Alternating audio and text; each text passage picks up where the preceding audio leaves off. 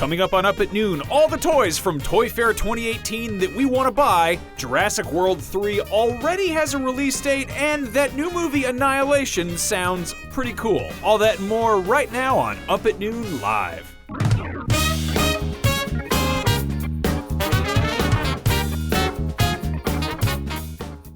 Hey, hello. Hey, what's going on? Hey. Welcome to Up at Noon. Hey, Up at Noon. I'm Brian Altano, that's Max Scoville right here. Up at Noon is our weekly comedy variety show here at IGN. 2 weeks ago, I was hit in the face with a Black Panther Nerf gun.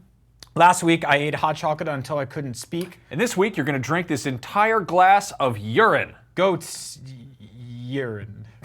It's kombucha, which is the goat's urine of the bay. Yeah, we realized that we have the grossest drinks on this show. Brian's got iced coffee with almond milk, which looks like that scene in The Spy Who Shagged Me with the diarrhea. And I've got a nice glass of urine that somebody spat in. Anyway, Up at Noon is the show for grown-ups that we do here. It's for real adults, real grown-up people, not children with toys like we have here. We are on IGN, we are on everything at IGN is on Twitch, Roku, Apple TV, Xbox One, PS4, Facebook, all that jazz. We are in the chat right now on YouTube and on Twitch, and I believe on IGN, where you can partake in polls sometimes, assuming the chat's working. It might not be. False alarm. Anyway, we got a bunch of fun stuff to talk about this week. Last weekend was the New York Toy Fair, which is a trade show that I've been wanting to go to for most of my life, and one of these days I think we'll probably go to it. But like, it's when the companies come out with all the toys. It's basically E3 for toys, but with considerably less press because it's just toys. So we're going to talk about that in a little bit. But you can't buy toys there. No, it's a trade show. Yeah, that's it. So the weird thing about trade shows, like I think a lot of people, and so E3 is starting to fix this, right? And this is sort of a tangent. We have plenty to talk about today, but this, I feel like talking about this real quick. No, we don't have much to talk about at all. You should fill some time. Oh, let's do it then.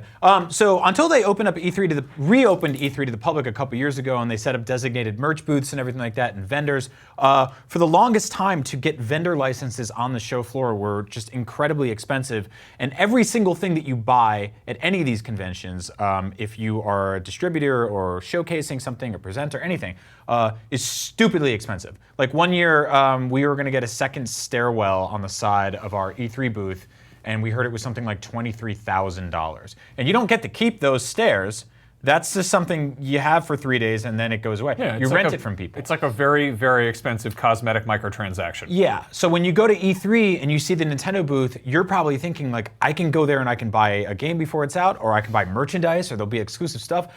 They will give you a coin or a pin if you wait in line and play Splatoon DLC, but you can't actually buy anything there. The only thing available to buy on the show floor is really bad food, and then booze in very small carts that are run by guys that look like the weird card shark guys. They're really suspicious. Very odd. Yeah. So same thing with Toy Fair is that you walk around and you're like, surely I'll be able to leave with some toys, right? Well, not really. No. You go to Comic-Con, you can buy lots of stuff, but Toy Fair, I mean, I think there's a confusion in sort of convention culture of what a convention is, what a conference is, and what a trade show is. And it's what are you pointing at? I want you to scoot this way. You want me to scoot this way? There we go. All right, we're running a tight ship this week. Dan wanted me to scoot this way. Anyway, we got some news this week, some very exciting news. Jurassic World 3 is out in 2021. June 11th, they announced the date for that sequel to the movie that isn't out yet, which comes out June 22nd of this year. I don't understand why they do this. Obviously we need a name. We need a name for this. Whatever this is that this keeps happening, we need a name for it. Square Enix did it with the Final Fantasy game. I think it was 14. They announced 14 before 13 was out. Star Wars, Lord knows what's happening over there. Actually, they fired Lord and Miller. That's true. Yeah. Lord's not there anymore. No. But they've announced, I mean, so it's one thing to be like, okay, episode 9. I mean, so I think we got the director announcement for 9 before 8 was out. I think that's okay. I think it's different when it's a clearly established cinematic universe. Like with Marvel stuff, they're like, all right, this is phase 4. And you're like, okay, it's a phase. We understand this is all part of a long serialized thing. And with Star Wars, there are, 11 of those movies now or something? Yeah. So a little bit different. There's kind of a precedent set there. It's enough to assume that. But like with Jurassic World, it's like, okay, it's not even Jurassic World 2. It's Jurassic World Fallen Kingdom. And to be like Jurassic World 3, here's the date. We're doing it. It's just like it feels a little bit premature. Obviously, if you're gonna be kind of like saying that to your like kind of your private secret people or whatever, if it shows up in I don't know in internal business memos or whatever, that's one thing. But like to publicly announce it, to really put it out there, it just seems almost like is that boding well for Fallen Kingdom, or is it just kind of like this is an unstoppable behemoth of movie marketing that we can't do anything about? Well, I don't know. I'm still kind of a dreamer when it comes to this stuff, and in a very stupid way. But that means that the dinosaurs survive. Yeah. Right? Like, that's the kind of stupid thing about this. It's just like, okay, obviously this is a billion-dollar brand. This is a franchise. This will go on forever. Our children's children will be like, oh, I'm watching the movie about the theme park where the dinosaurs exist. This means that at some point in this movie, or at no point in this movie, do all the dinosaurs die. Or maybe they make new ones. I don't know. It might take them 3 whole years to make more dinosaurs. Who knows? I don't know. I'm weirdly, I don't think I even watched the most recent trailer for Fallen Kingdom. Like, I don't know what, I know there's like a volcano in it. Chris Pratt's there, which is all right. I'm sort of tired of him. He's okay, but he's like, I feel like he's been in so much that he's like, it's kind of like when, it's like Tom Cruise effect, where you're just like, there's that man who I've seen in all the things. I'm excited about the dinosaurs, and I feel like the less I've seen of it, the more I go in, then I'm like, oh, all kinds of dinosaurs doing all sorts of who knows what. Yeah, I think I'm kind of with you on Chris Pratt fatigue. I think he's a notch above Tom Cruise because he didn't. Oh, they're in different leagues entirely. He didn't kidnap Katie Holmes for 5 years. True. Just like, if you're gonna weigh the two things, okay. He did the Lego movie, which a lot of people liked. I didn't like it as much. The other guy took the woman from Dawson's Creek, and kidnapped her. You can't for 5 say years. that. You can't just come out and say that. And she's finally free. He wouldn't let her be in the Batman sequel, which was one of the best comic book movies ever made. I don't think that's even what happened. That's exactly what happened. I don't think that's what happened. Tom Cruise is like, you can't be bigger than me. I don't think that's. I'm 4 feet tall, and I'm a kidnapper. He probably was like, okay, you can be in it, but only if you let me be in the Batman movie too. And I want to climb the building that Batman's on. I'm gonna go up there. I'm gonna climb it myself and do the actual stunts. What did you think of Jurassic World? That was fine. Me too. I noticed a lot of people really hated it. I actually had a really good time seeing this movie. Before we started the show, we rolled the trailer for Alien Covenant because there's some new Alien toys we want to talk about. But Alien Covenant, I think we both saw that with very, very low, sort of somber expectations, and we came out being like, that was a very nice time. The alien killed a bunch of people, and it was scary, kind of. It was a good monster movie. If you approach that as an Alien movie, it is a disappointment, much like the last, 5, 6 Alien movies. Since, I've kind of come around on Alien 3 and Resurrection. They kind of all have their own little space. I got really lucky with Alien 3 because I saw it in the vacuum of space that was no internet and no one to tell me that it was a bad movie because I was young. And I actually really liked it. And so it's one of those things where I'll never actually be able to look at it and go like, this is bad because my nostalgia clouds. Right, but the thing is Jurassic Park is a fantastically stupid idea for a movie that should have been like just B-movie trash. It should have been garbage, but it wound up being incredible. It was Spielberg. It was fantastic. Same goes for Alien. That should have been just a horror movie about an alien, but instead we got this incredible Ridley Scott movie.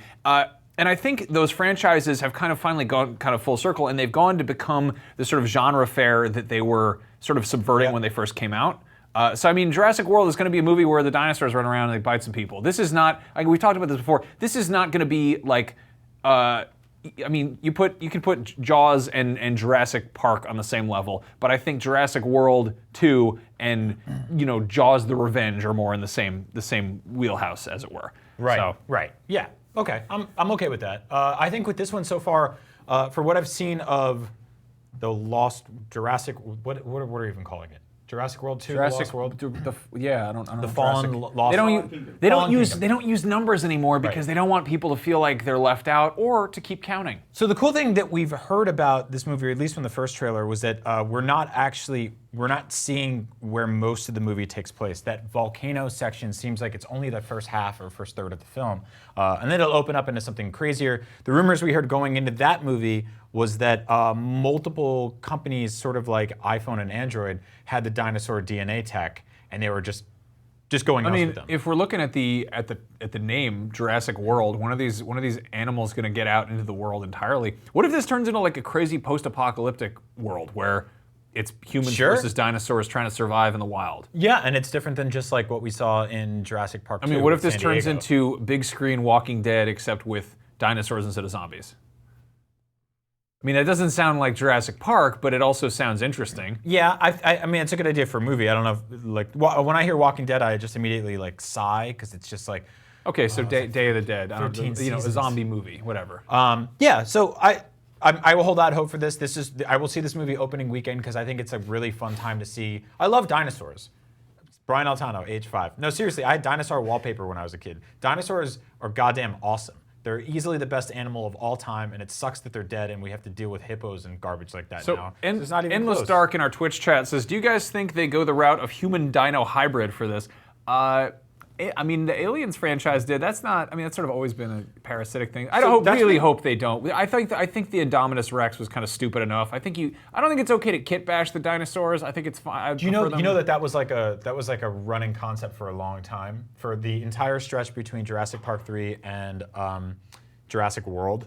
The idea for the longest time of like revamping this series was that they were doing dinosaur people hybrids. I thought it was going to be military dinosaurs that had like guns and stuff on them. Well, yeah, so there was that, and also a combination of like these dudes that had like arms and... How many third graders do they have working at Universal? Not enough. And I think they need to move a bunch of them over to the Transformers franchise, because that has really lost its way. Anyway, dinosaurs are awesome. Easily a top 2 animal. I think the other is the monkeys. Those are great. The monkeys are pretty wild. They have a whole planet. Not a fan of the band. Yeah. So much. So anyway, another cool thing we got this week is Netflix is doing a very serious-looking reboot of Lost in Space.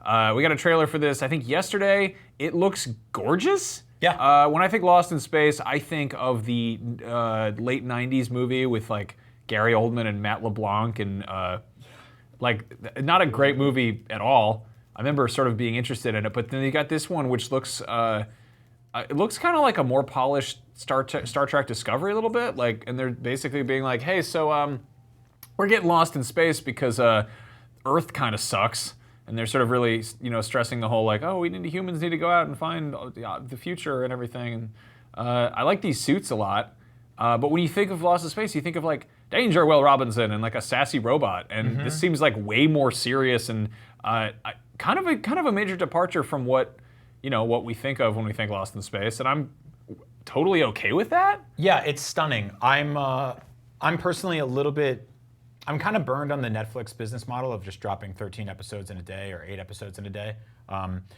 My main concern with that is that it doesn't really allow a show to grow and evolve in the way that sort of traditionally stretched out shows are, because the writers may have an idea that they think is brilliant that the audience doesn't latch onto, and then that just becomes the sort of current for the entire show.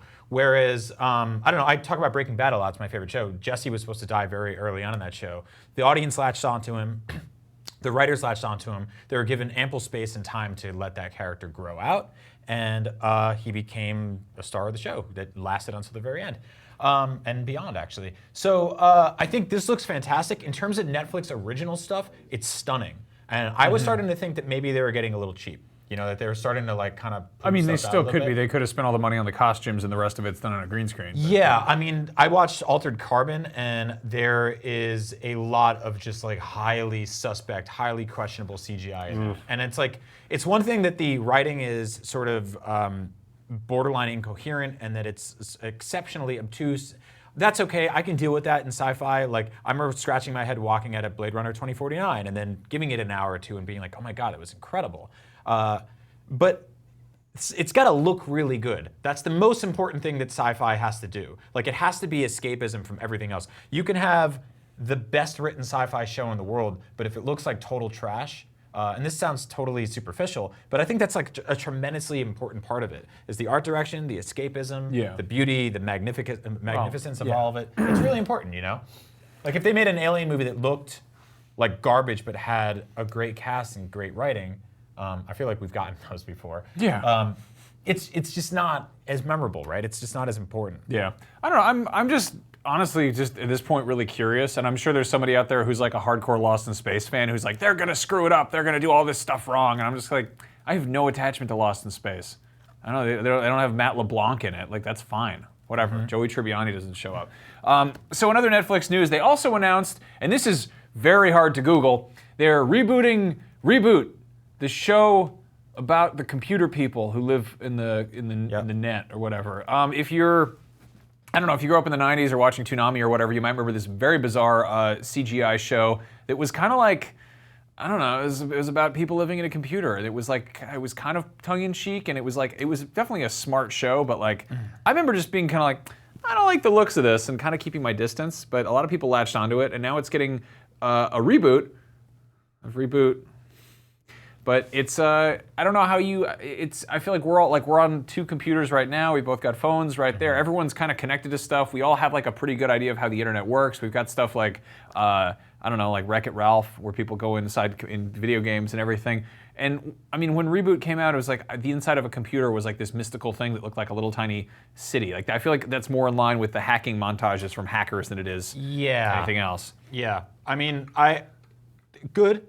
I hope people are happy about this. This is like bringing back something that I was never connected with originally. I don't know if I just missed it or you and I were talking about before the show, and this is kind of like a hard thing to say as an adult who loves toys and video games and movies and stuff like that. But I have a really hard time connecting with 22-minute episodes of animated TV shows anymore. Like it's actually difficult for me to focus on. And I love like stills. I love painting. Like I love illustration. I love going on like DeviantArt and I love geeking out at cool stuff like that. I mean, I wonder about how much of that is us growing up, and how much of that is also the way animation has changed. I've pretty much tuned out a lot of animation that's digital. Yeah.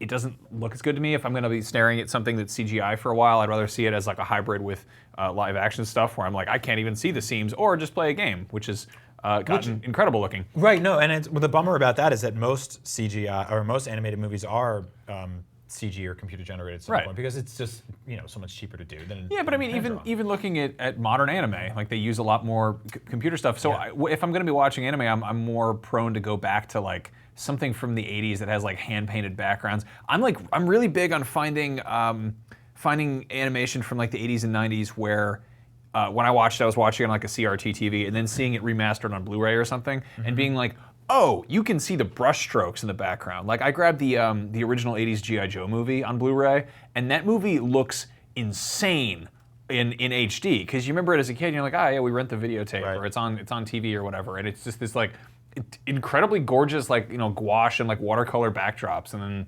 surprisingly decent animation for an incredibly dumb movie. Yeah. I mean, tell us why you're excited for Reboot. I'm guessing it's because you love the original. I don't think anyone's like, not a fan, but this is really going to turn it around for me. For me, I always thought, I will flat out say, the art direction in that show was hideous. Yeah. Like it reminded me of interstitial ads that they ran on Nickelodeon, but stretched out into an entire show. And it was sort of a big turning point for me, where I was like, I don't know. I think if I was more of a 90s kid and less of an 80s kid, I think I would have appreciated it more. But for me, like, by then I kind of understood it, like the internet was a thing I used to get on the internet. It wasn't, I didn't really have the mysticism. Reboot was so weird because it was like, I always was kind of curious what was going on outside of that computer.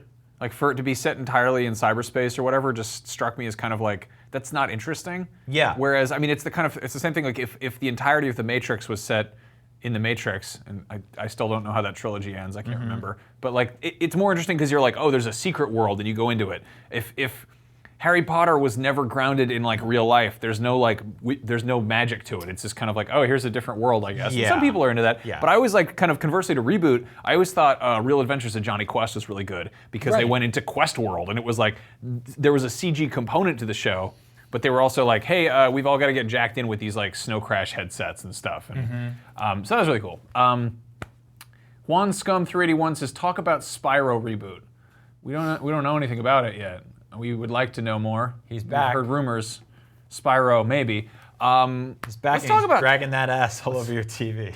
Don't say that at all. Yeah, you can say that. Not a good thing to say. I just did. It's fine. Tommy Tangerine says Transformers Beast Wars was the same. I could never get into Beast Wars because of the CG. It just was like, maybe it's an age thing, but I was like, I don't want to see it. Yeah, that was a big part of it. And it's also, I don't know, it was one step too far for me. It was like, okay, I love Transformers as a concept are robot aliens from space that turn into vehicles.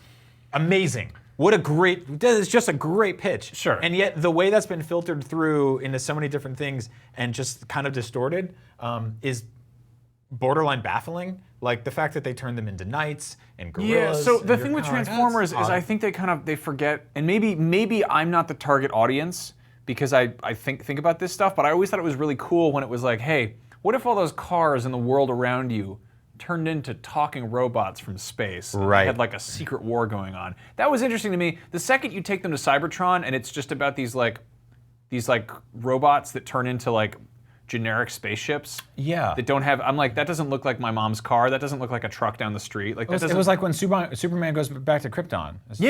It's just like, well, what's the what? Okay, what? Everybody's got that? Everyone's the same. No one. Yeah, everyone's a winner. No one gets a double prize. Yeah, well, it's like it's like that thing where it's like if everyone is a winner, then the great is the average, and so you're all average, and that's boring. Yeah. Right? Also, I don't know. Beast Wars is weird. It's just like maybe in CG that worked, but like that, I feel like they would just look like theme park animatronics if like a robot turned into a robot. We have a script. We have a run a show. I could do a whole show where people just ask us stuff about cartoons. Honestly, yeah. What do we got? It's 12:20 right now. Let's talk about. Wrap it up. Let's talk about some toys. Let's talk about toys. Doing this. Yeah. This is the worst part. Is when people go like that. Can I like, oh, is the helicopter coming very slowly? Can I keep my knee up? We can do that. He This can't is stop good. you. Is We're this live. good? We can do whatever we Is this want. good? Are you guys cool with this? Are you comfy? I'm slouching, as they say. You know. You just look like you've got an odd growth.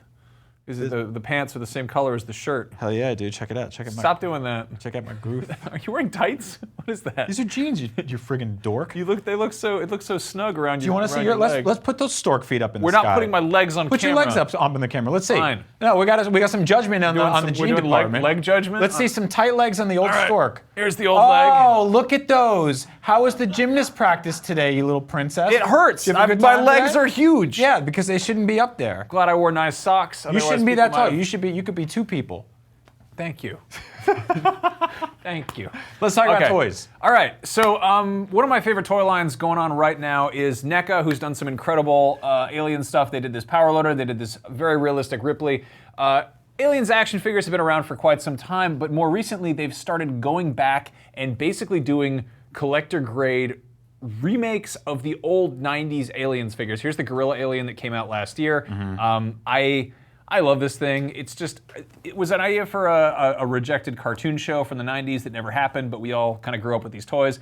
What if a facehugger got to the zoo and then started becoming all these different animals? And so, like, that's a cool idea. I like how 10 seconds ago we were like, I don't like when the Transformers become different animals. And then we're like, when aliens do it, it rules. It makes sense for the Hell aliens. yeah, it does. I don't know, but part of this was they took the whole cast of Aliens, the Cameron movie, and they were like, well, what if they didn't die? Instead, they just sort of like had a good time and partied, and they were like basically, you know, they kind of did like the G.I. Joe approach. So here, here you've got Apone and here you've got Bishop.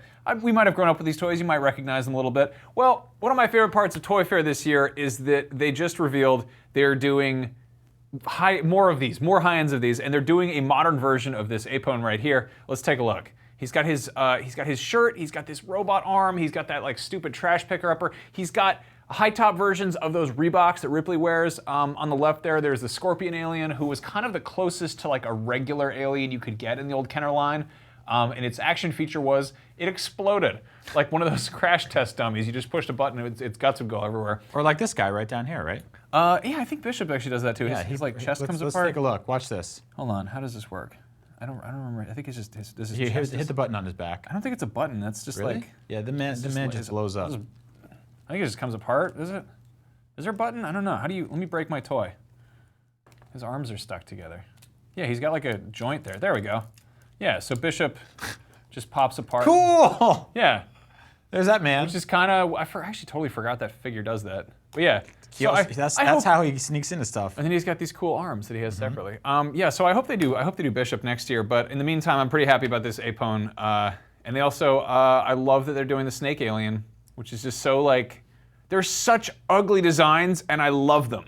Like, I love that they're taking this very realistic approach of like, what would this look like in real life? And here it is. So those are out this October, I think, and they're about $30 depending, It's really cool because, and we say this a lot on the show, but like a lot of companies are sort of coming around to the idea that they understand that people who grew up with these toys are now older and they have disposable income and they want to show off cool stuff on their desks. And I rebought this Bishop 2 years ago at Comic-Con. I think Max and I got them from the same bin. They were like $4. They're surprisingly cheap. I think you can get like an original Ripley. Like this I one. hope that toy is like 20 years old now. I took him out of the box and his gun just disintegrated. Yeah. Like it just exploded into like. That wasn't an action feature. Yeah, that wasn't part of it. Yeah. I know it looks like it, but this is very unsettling. So yeah, on the subject of kind of like famous, iconic, like 90s toys and collectibles, we both grew up loving Jurassic Park. When you think of Jurassic Park, what do you think of?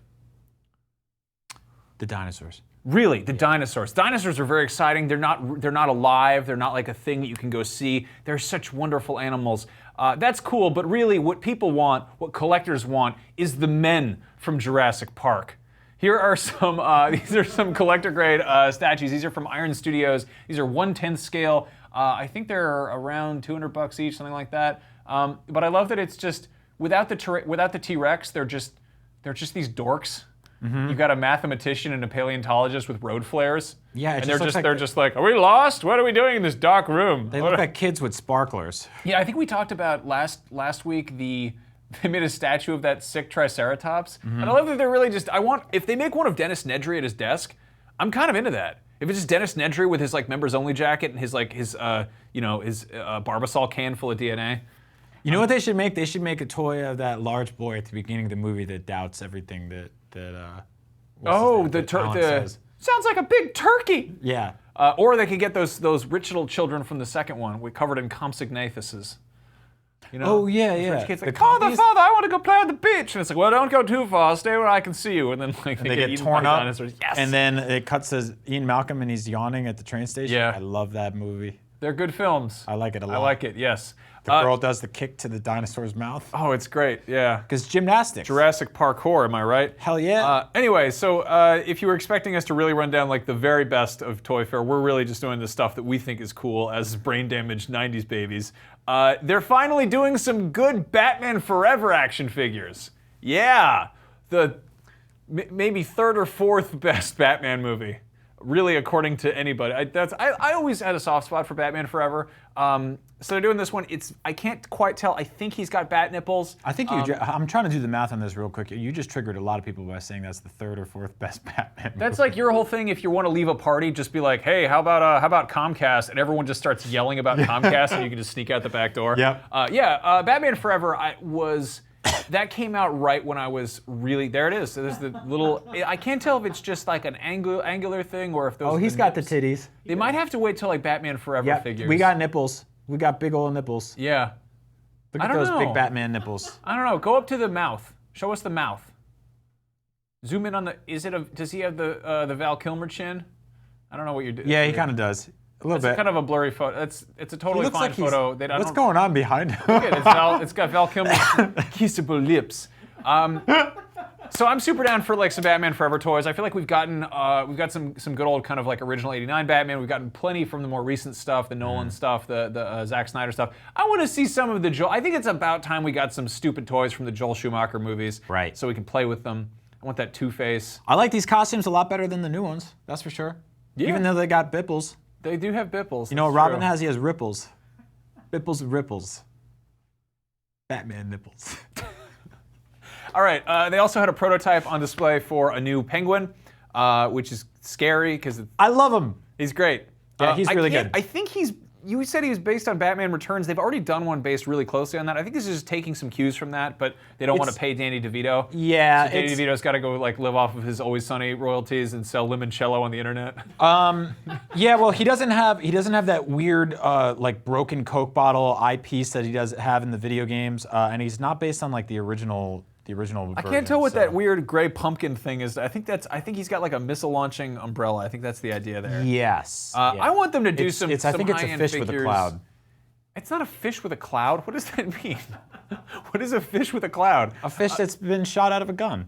All right, I don't. What's a real man penguin? The penguin doesn't. Are we getting in? Are we really getting into logistics? The penguin does not shoot a fish out of a gun. That's not what he does. He shoots a fish out of a gun. That's no, he doesn't. Fish in a cloud. No, he has different umbrellas that do different. Oh, what is stuff. it? A gourd? Yeah, it's a nice gourd. A nice sewer pumpkin. Hey, Batman, I went down to Pier 1 Imports and bought some decorative gourds. I think it's a fish in a cloud. Okay, great, awesome. I don't know why they let us do the show every week. Also on display, this makes me very happy. We've talked about this a great deal on the show. The main sort of collector-oriented Star Wars figures right now are the 6-inch Black Series figures. Those are fine. A lot of people like them.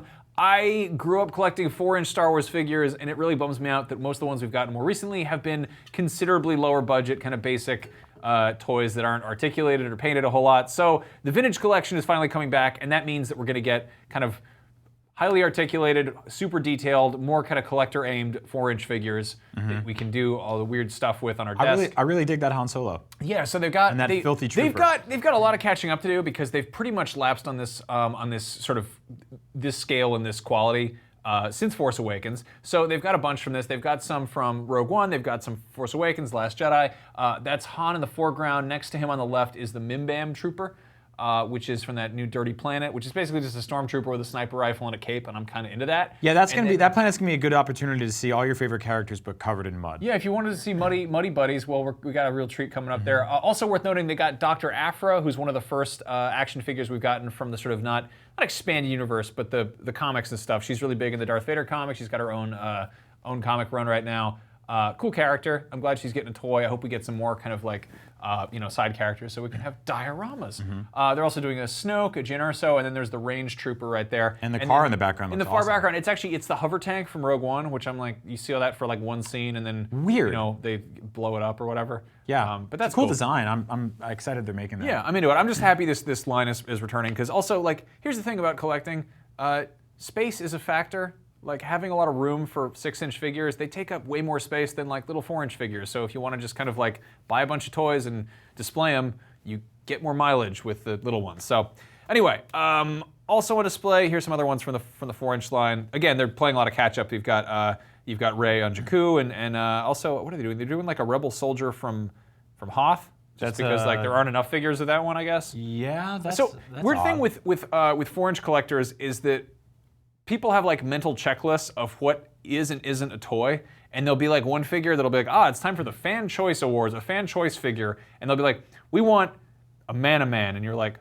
who? And it's like, oh yeah, this is the one that fans have been clamoring for. You see him for 2/3 of a second in the background of Jabba's palace, but they've only made one figure of him, and it was in 1985, so they want a new one, and it's like, really? So they're doing probably a new Rebel soldier for Hoth battles. It's really cool to see the Kenner logo on those too. Did you read the article about Hasbro's new sort of like face mapping scanning technology for the skulls? Yeah, which is there was a lot of fanfare behind it. It's on StarWars.com. Go check that out. Yeah. And it's really odd because it's like it talks about how they didn't really get Daisy Ridley right yet. And now they have, and they're happy about that. But they also showed the new DJ 6-inch figure, which you saw in The Last Jedi, and it doesn't really look like him. Yeah, so they're getting better. I think the main thing that they're doing is they're actually painting contour onto the faces now, which when they first shipped them, fans were doing that. Max and I are both on the Star Wars Collecting subreddit. Go check that out. Shout out to them.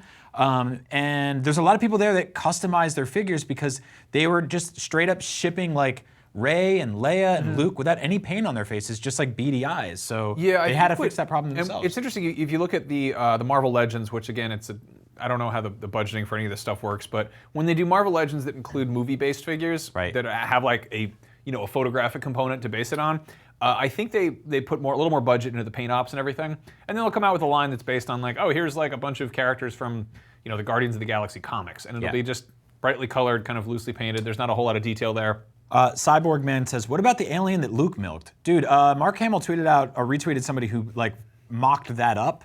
I would adore that. That'd be really cool to just sit on a shelf with his like teats. Yeah, one of my biggest frustrations is when Disney bought Lucas, they're like, oh, they're just gonna put more and more aliens in there for toys, or they just want to have more characters so they can sell toys. And like, if you look at the toys they're putting out, clearly that's not the case, because I would absolutely buy one of those. What are they called? Zala Sirens or something? Yeah. One of those. I mean, it took them 2 years to make a Rathtar. So maybe we'll get one, with episode 12, 20. Yeah, so annoying. Anyway, they did also have, we talked about this, dirty toys. They do have some new 4-inch Muddy Buddies. There's a great new scene where Han and Chewie get dirty together on the beach. This is very clearly why the Millennium Falcon gets wrecked. Yeah, I think Chewie gets on there and he just goes and shakes off like a dog. Look at that wet turd dog. Yeah. That is a mess. He's a dirty dog. So yeah, the spoilers, everybody. Those boys are gonna get dirty in that movie. They also had a bunch of new 6-inch Black Series on sale. or on scale, on display. With an articulated Gamorrean guard mouth. Yes. What I've always been asking for, so I can shove small fish in there. You are and make going them to put explode. a toy pizza in there. You have a Jabba figure on your desk that for most of the time I've worked here has had a small Playmobil pizza shoved in its face. Yeah. So it's good that the Gamorrean can go there and also chow down on some hot slices. They can split it. They also, I like this, they finally got, there's a Dengar figure on the way. They're doing a Forlom, they're doing a Zuckuss. Oh man, looks, isn't that great? That looks weird. That actually really weird. I don't like them with facial hair at all. That's not a good look. Hey, it's me, the Gamorrean god. Welcome to Jabba's palace. There's an eyeball out front. There's some dead women in the basement. There's a dragon. There's a monster. There's a man on the wall. There's a man with snake ears. Hey, what's going on with that like big terry cloth diaper you got going on there? Well, you know, when I poop in this thing, it's just the warmest, and it'll just heat me up all night. In the desert, it gets cold at night, and it's gross. So I take a big hot dunk. This okay, big old. okay. You asked. Don't ask. Okay. Also, you know what that means? We are one step closer to getting a 6-inch scale Bib Fortuna. yeah, you'd think that, I don't know, I feel like the whole fun with Star Wars is that, you know, they got these aliens and they got these space creatures and robots and all these fun, interesting to looking characters. Apparently, we're outliers because they were like, you know what the collectors want is Laura Dern as Admiral Emmeline Holdo. Can we show that again? Can we show the Laura Dern figure there? Yeah, let's go back. There's I think that's just Kylo Ren's arms. So here's the thing, like I'm all for strong female characters and new collectibles based on everybody, but like she doesn't do anything. She doesn't do anything action-like. Like she's an administrator. Like I don't like this. She shoots Poe. I mean, yeah, she shoots Poe. They don't have like an excessive shootout. She's also like she's not a character who needs that much articulation, you know. I'm sort of just like I've always been annoyed by this, and whether it's like Crix mating or it's like Senator Palpatine or Leia shoots Poe. Actually, it's not even Holdo. She goes with the gun. The point though. is, she mostly stands around talking with a bunch of PowerPoints. And Yeah. it's all about like politics and stuff. And like we got so many figures of senators and like politicians and like Trade Federation viceroys from like the prequels. It's like we've got all these new characters and these weird background aliens. Make some more weird aliens. We don't like Laura Dern's great, but make an action figure of her from Jurassic Park when she's touching those poops. That's what I want. Anyway, let's move on. Here's one for you, Brian. There's a company called Boss Fight Studios that has been kind of crowdfunding kind of action figures that are they're made for being customized. They do like generic skeletons and like muscle bodies and kind of like if you're putting together your own toys, great thing to work with there. And they just announced they're doing collector grade customizable horse. Yeah. And Boss Fight, I haven't really heard of you guys before, but I know that you want to get the PR out on this, so I want to give you some quotes that you can use on the box. Brian Altano from IGN says, "This is the greatest horse toy ever made." And also, Brian Altano from IGN says, "This is the #1 toy of Toy Fair of the last 10 years. So put those on the box. This is a great horse. Look what you can do. You can make it into a centaur. You can put out the Pegasus wings. You can make it into a dead unicorn skeleton. Yeah. You can put Gamorrean guard on him. This is gonna be a great time. I can't wait for this horse. I'm excited for this horse. I think it will be a good time. Yeah. I like it. I like that the centaurs part there, like somebody just like, I don't know, asked in the comments, they were like, what about centaurs? And they were like, crap, we gotta put that on the side there. You know how you can tell this is a great horse? Because the real horse is in this picture and he's so excited that his hair is standing up. I put that there. Exactly. I like the idea that they put this sign up in horse fields and horses just come over to look at it and they're like, what's going on over here? This is a great horse toy and I love being a horse. Okay, you heard it straight from the horse's mouth. Nay. Here. Yeah, so Vitruvian Hacks, that's coming to Kickstarter. These guys are, they sell skeletons and special Easter Bunny edition Bucky O'Hare figures. They do some weird stuff. I'm glad that there are It sucks I'm companies already like that. married because I would totally just take this ring off and marry a company that sells skeletons, Bucky O'Hares, and horses. That is actually my dream woman. That's not a woman, that's a company. It's a perfect place to grow up. Sorry. Are they hiring? I will go work for you guys. I'll still do make the a show. horse action figure? Yeah, I want to make more horse action figures. What do you tell, like, what do you do now? What's your job? I make a horse action figure. Not like multiple, but just one. Just one. Like, we keep adding new stuff to it, like a ladder. There's a playset where he can't go down the stairs. I like how, meanwhile, over at Hasbro, they've got the entire, like, multi-million-dollar, like, My Little Pony thing, and you're like, No. Give me just a regular horse. I want a real horse. I hope he comes with realistic dunks that. You'll have to make those yourself. You think so? Yes. I can get you a little dog to do it. You just get some milk duds, jam them in there. Anyway, so in addition to lots of weird action figures and toys based on whatever, there are a bunch of cool new video game toys coming out later in 2018. Obviously Toy Fair shows off a lot of stuff. We didn't even scratch the surface here. There's a bunch of stuff out there, but I still wanted to give a chance to give a few shout outs to some of these. NECA has revealed that they're doing not 1, but 3 different Crash Bandicoot figures. They're doing a deluxe version that comes with a hoverboard, and look at the fear in that Bandicoot's eyes. Look at that, just like brazen terror. That is the atypical quote for "I have gone too far." Yeah. Like it's when you have an idea and you start doing it, and then you're in it, and you're like, "Oh man, this shouldn't be happening." Yeah. This is a great toy. Look at that hair, look at his little elbows. I can't figure out if I love or hate Crash Bandicoot. Me But too. I'm buying that toy and I'm putting it on my desk. Yeah. I'm gonna put him in all kinds of weird poses where he hurts himself. Yeah, he's a weird dude. He's kind of like cooking with turmeric. What's the ethical argument on Crash Bandicoot and picking up the boxes? Because if you don't get any of the boxes, none of the boxes fall on him, but if you get all of them, he just gets pummeled by boxes. I don't understand that. It's like if He gets punished for doing a good job? It's like if your bank hit you with your money. Yeah, that's kind of true. It's weird. Anyway, you can get him on the hoverboard. It's great. It's like a skateboard that floats. Pretty good. Anyway, there's also a company called Asmus is doing a Dante from Devil May Cry. This has all got like authentic leather outfits and everything. I think Sideshow Toys is distributing it. He's got the big sword. He's got probably the gun. He's got the belts. If you want more belts, you'll have to buy the belts separately. That's at least upwards of 4 belts. He's doing the finger curl. That iconic thing that Dante does. I wear a lot of leather jackets. I don't think I could wear one down to the feet because that gets real hot in there. He's wearing chaps too. Yeah, that's a lot, man. Is he wearing leather chaps over leather pants? This is like really, if you had to write a list of people that shouldn't be exercising in these clothes, this guy's at the top. Like this guy is really. He probably smells like a Coach store. Hell yeah, he's doing kicks. He's fighting the undead and such. He's in the sky for at least 45 minutes doing loops. How much talc does he have to use to get into those leather pants? I bet you that dude puts on like 2 pounds of Gold Bond a day, and it's like a sourdough bread factory at the end of the night. I don't like that at all. Anyway, that's a nice action figure. Sorry to get all sidetracked on the leather pants. Here's a good one. They're doing a Witcher statue based on Geralt taking a bath.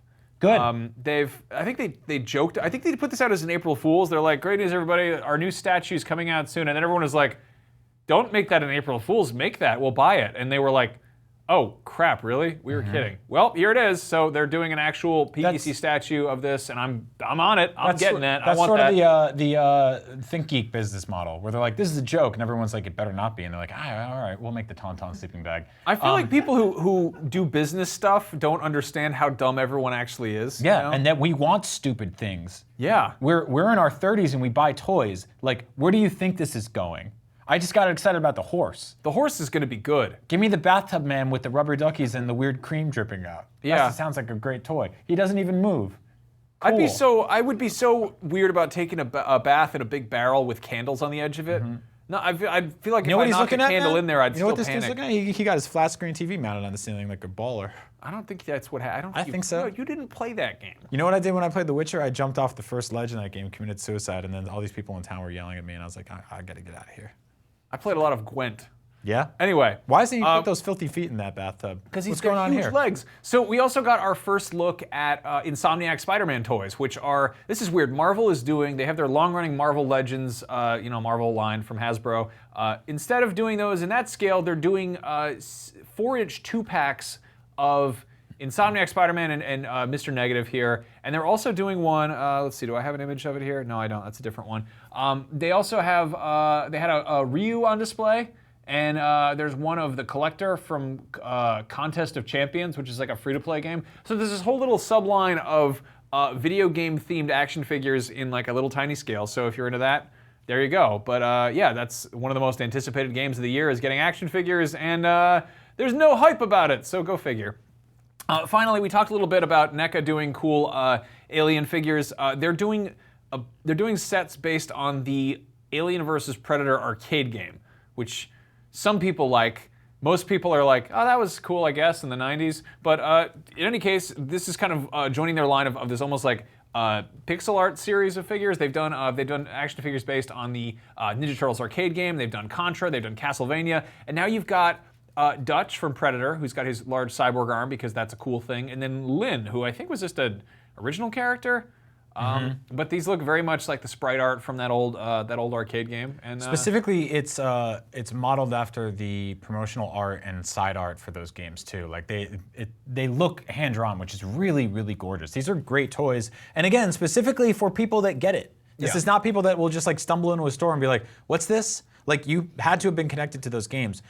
We saw these a couple years ago with the Contra characters, which like I really liked the idea of. I wasn't crazy about the toys themselves. I'm odd about that because I think that depending on how you're doing the paint ops and everything, if you're doing something that's trying to look 16-bit or 8-bit, but it's on a realistic sculpt of a person, it just seems like kind of unnatural. It seems like a Halloween costume or something. So I don't know.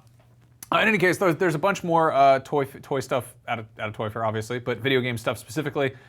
We didn't even touch on, a lot of it. There's all sorts of it out there. Yeah. So if you want to check out some good sites for that, figures.com and toyark.com are both awesome sites for checking out photos from Toy Fair, which we didn't get to go to. Next time. We'll go next time. So the future of Star Wars collecting is in kind of a weird spot right now. Obviously, the toys sell fine, but I think kids are buying less toys in general, and the people who are collecting are more people like us who are adults. And back in the early 2000s, they were putting out dozens of action figures a year, and that's kind of slowed to a roll, and it means there's also less shelf space for large vehicles. Right. Hasbro announced a new program that's called HasLabs. And basically, it's going to be sort of an in-house crowdfunding to make bigger projects happen. The first thing they're doing is going to be called, it's going to be Jabba the Hutt's Sail Barge, made for the 4-inch scale. I think we have a video of this here. And basically, they put up like a Kickstarter video being like, we want to make more vehicles.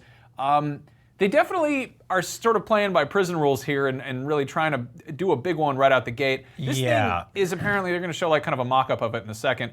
This thing is 14 pounds, about 4 feet long, and it's going to cost $500 a piece. And basically, they have to get 5,000 people to back it / pre-order it to make it happen. They're going to show it in a second. Just show the thing. Just show us the sail barge. This is one of the few vehicles from Star Wars that I don't think has ever been done full scale. It's going to include a Jabba the Hutt figure, which I'm stoked on.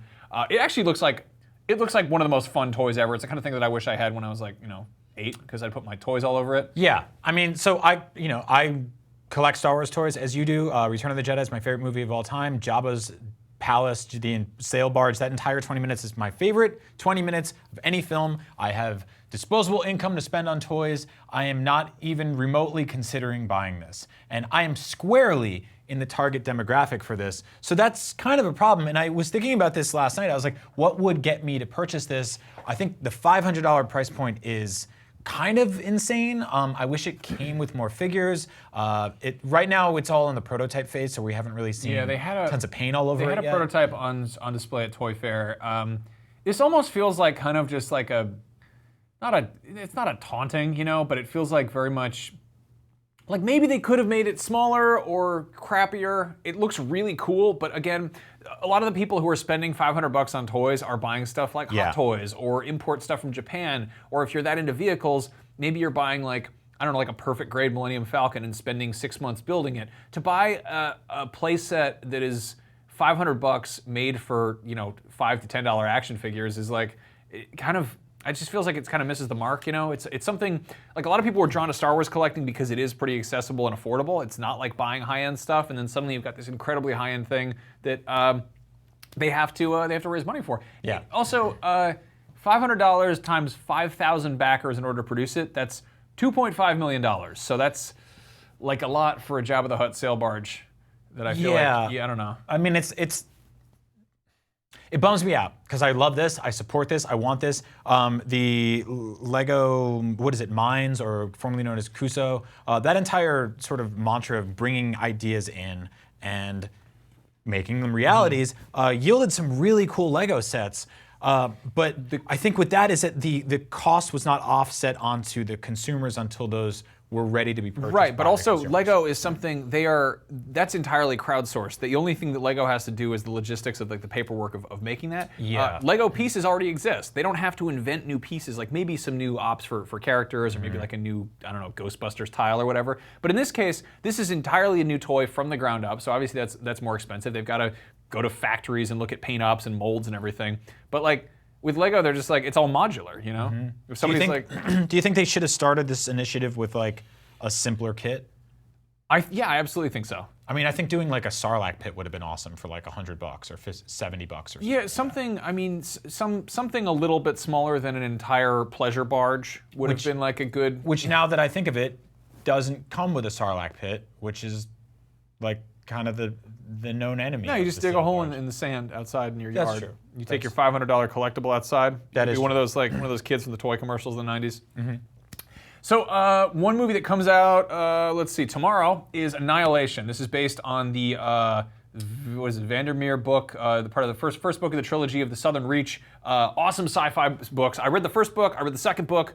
I saw the trailer for Annihilation, and I have no idea what Annihilation is about exactly because, Right. and if you read the book, this shouldn't be news to you. It looks like a pretty major departure from what goes on in the book. The book is very cerebral and very kind of spacey, a little bit. Remind me a bit of like Lord of the Flies, with some kind of like psychological horror thrown in. Right. The movie Annihilation is getting really good reviews right now. It's sitting around, I don't know, 80% on Rotten Tomatoes. But it also looks, if you didn't tell me this was based on a book that I read, I wouldn't know that it was.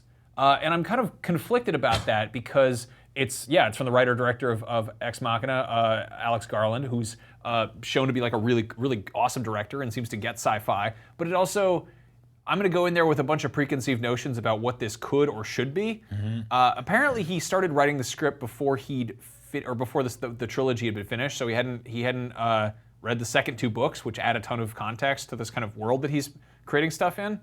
So I don't know. I'm always very torn with that. If you read the book, you create this entire world in your head, and then you go to a movie and you're like, oh well, the main character doesn't look like that at all. I don't know how I feel about that. Right.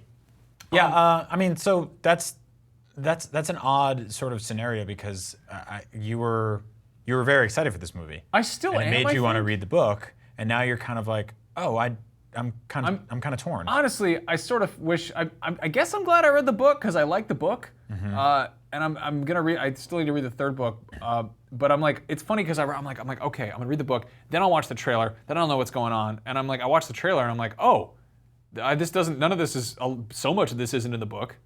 Right. And so I'm like, okay, so he took some liberties. So I have ideas of where I think things are going, but I also don't really know. So I don't. It's just such an odd like sort of quandary to be in because my expectations are completely out in left field right now. Where I'm like, oh, it's a well-received movie that's based on a book that I read that the movie isn't based on. It might as well not be based on it at all, you know. So yeah, I guess that's cool. Anyway, the movie's supposed to be good, and that's out this weekend. Yeah, I really want to see that. Also out this week is Game Night. Yes. Which we saw an early screening of a while back, and we highly recommend it. If you can avoid trailers, we realized we showed one at the top of this show. Yeah, we were very lucky in that we got to go in completely blind. I have this thing now where I've realized that, and I think most people have realized, that it's almost impossible to watch a movie trailer before a movie and not get massive beats from that film spoiled to you. Movie trailers now, like, they show you 20 seconds of the trailer before they spoil the trailer before the trailer spoils the film, which is nuts. So I went in this blind. We had an awesome time. It's genuinely funny. These are the people working on the new Flash movie. So that actually bodes extremely well for that. Because first of all, this movie is not shot like a comedy. It's actually shot sort of more like a thriller, which I really appreciate. It's actually pretty grim and dark. And it reminded me of something like Very Bad Things or some of my other favorite sort of like darker comedies that aren't necessarily like raunchy. You know, it's not really a raunchy movie, but it does get sort of visceral at times. And it also kind of keeps you on your toes. It is about a couple that meet basically at like a trivia night, and they realize like they have this awesome connection, and they finish each other's sentences, and they go and they start this like weekly game night thing. And the main character's brother, played by Kyle Chandler from Friday Night Lights, couple of people from that show pop up in this, shows up and he's basically rich, and he's like, oh, let's play the ultimate game night. And then things just go horribly awry, and I won't say another word about why or what or when. I mean, but this is a wonderful surprise. It felt a bit like a cross between The Game, the David Fincher movie, and Date Night, the Steve Carell, Tina Fey movie. Yeah. It's sort of fitting because that's which I really dig. Called Game Night. So. And the comedy was genuinely funny. The action was really good, and I think that the leads were like really wonderfully endearing. And again, that bodes exceptionally well for the Flash, because I think that's a cool character, and I think that like I'm pretty whatever on the DC movies so far, or at least the newer ones from the last few years. So I think this is a good combination of people. The writer on this was basically, he's like old Freaks and Geeks alumni, like these. That's awesome. These dudes go back, so yeah, this is cool stuff. Go check this out if you're looking for a good comedy to watch in theaters this weekend, or you're waiting for something to come out on DVD, Blu-ray in a couple months on digital. Go check that out. I think it's genuinely thumbs up. We told you last week about like a bunch of really not good comedies that are really funny that critics hated. I think this is going to be one of those rare ones that critics really enjoy. Aside from a few salty dudes who are just like, man. It reminded me a bit of The Hangover, where I was kind of like, here's a stupid comedy, and I was like, this was just, it's slightly more weighty than your average comedy. Yeah, so. Yeah, I dig it. Yeah. So out this week there is a new Bloodborne comic. The first Away! Oh, foul beast! And we got an early kind of PDF copy of it, and I wanted to show off some of the art in this comic because I love it. We're both very into it. We've both been playing Bloodborne lately, and it feels very. It feels a lot like weird old European comics, like the kind of thing you might read in an issue of Heavy Metal. It is here that Kowalski and Simpsons from Titan Comics. I apologize for just kind of scrolling through here, but I wanted to kind of show off some cool stuff, and maybe, I mean, really not a lot of spoilers if you know what Bloodborne is. There's some head chopping, head lopping. Yeah, I think this is a gorgeously illustrated comic. The sort of minimalist use of colors that only kind of accentuates stuff like fire and blood and rage. It's mostly pretty sepia toned. Yeah, so these wolves are just terrifying. Chloe Rad and Marty Sleva, two people we work with, who we used to be friends with, but then they were like, "You got to check out this Bloodborne comic. They look stupid." And they pulled up this panel, and we were like, "That looks great." These guys look goofy as hell. Well, there's a sort of like swagger to everything in this comic. Like everything is sort of like loose and swinging and gross and nasty, and that's exactly how the game animates. Look at these goofy monsters, and the dog bites him in the arm. Like these characters aren't running at you with like definitive purpose. They are lurching at you. They're lunging at you. They're just like, ugh. Like, I love that. I mean, discussing comic art with people is odd because some people are like, the art in that is terrible. I hate it. And you're like, well, I mean, it comes down to personal taste. I think there's some stuff you can be like, that's straight up bad. This isn't bad. This is definitely kind of different from what some people might want from Bloodborne. They might want, hyper detailed or something more stylized. I'd also be very, very happy to see like a Bloodborne manga. But I don't know. I like this. It reminds me of like. I like it a lot. I'm totally waiting for the like trade paperback to come out. I'll jump on that. I'll get all 10 issues or whatever they're doing. Yeah, I believe that's out this week. So go support your local comic shop and buy some monster comics. Look at his face. I actually like immediately. You can't see it from here, maybe not. But I immediately made one of the frames my wallpaper because it's just so gorgeous. It's just really cool. And I don't know. I'm playing that game a ton, and so that makes me happy.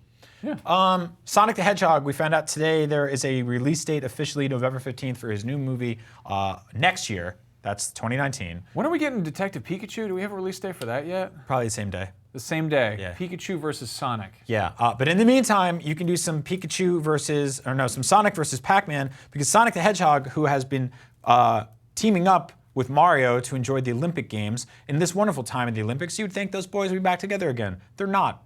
Sonic's cheating on Mario with Pac-Man, that yellow pizza slice thing. Very sad. It's terrifying. So Sonic is actually appearing in Pac-Man's iPhone game, which is just Pac-Man. Sonic now has a dedicated Pac-Man level where he runs around the maze, the classic sort of 8-bit maze that you remember from growing up.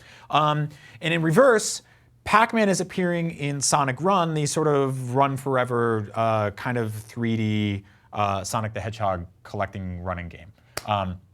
That is weird. I don't know about that. These two boys hung out in Smash Brothers a couple years ago, so there's a precedence to this. But I don't really see Sonic and Pac-Man as being. I don't like it. They seem like they're kind of.